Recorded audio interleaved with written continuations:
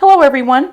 Today in this mini tutorial, I am going to be showing you how to create beautiful glowing blacks with a limited primary palette of just 3 colors. The colors I will be using are transparent, staining, single pigment colors. The yellow is Nickel Azo Yellow, and its pigment identification number is PY150. It's a beautiful transparent yellow that I get from Mgram. The red is Quinacridone Magenta, pigment identification number PR122. This color is very close to what is used in the printing industry. It can create beautiful warm and cool reds and is very transparent. For some reason, Mgram does not have PR122 in its catalog of colors, so I use Winsor & Newton. The blue I will be using is Ultramarine Blue, and this particular blue is from Mgram also. The pigment identification number is PB29.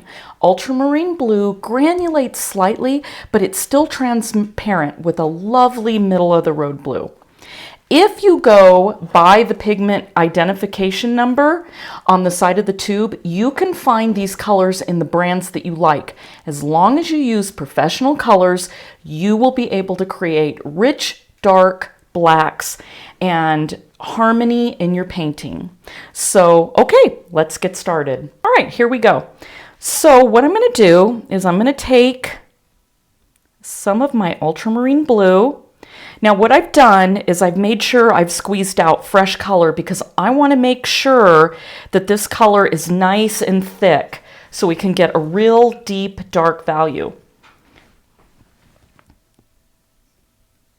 Honestly, this would be very hard to do if you are using dried pigments because you're not going to be able to get those rich dark colors unless you soak those dried pigments and really let them thicken up. Okay, now I'm going to add some yellow.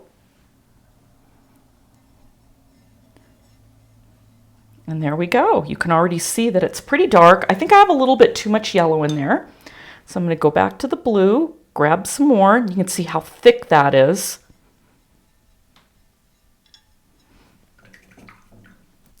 Now I'm going to go and grab some more red.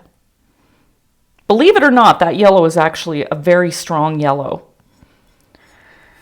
Okay, let's see what we've got. And look at that. Adding a little bit of water to thin it out so you can see what happens in those lighter values. And look at that. Look at how gorgeous that is. So if these are the colors that you're painting with in your painting, look at what great harmony is going to come from using the 3 colors. And now we can go ahead and adjust these colors. So let's adjust it more on the yellow side. So let me add a little bit of yellow back into that.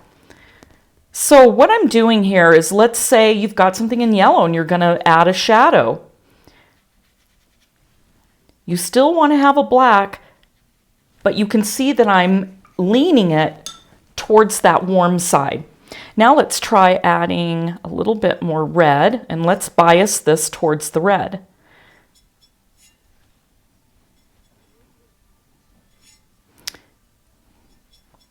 Okay, let's see what happens here. I had to mix a little bit more. I was starting to run out. So now let's see what happens when we bias that black towards the red. Look at that, beautiful. So you can already see that just by adjusting your very dark value mixture here with one of your 3 primaries, you can get it to lean whatever way you want. Now let's add a little bit more blue. And look at that gorgeous dusky dark valued black that we've got there, all the way out to just a gorgeous, pretty neutral blue, but it's definitely pretty cool. So I'm just going to kind of roll these around a little bit, let them blend. And what's going to be really interesting is as soon as these colors dry, you will be able to pick out the yellows, the reds, and the blues, and it just adds so much more life to your painting than buying just a tube of black or Davies gray or Payne's gray. It will create harmony in your painting and everything is just going to glow. So I'm really glad that you watched this, and check out my other videos.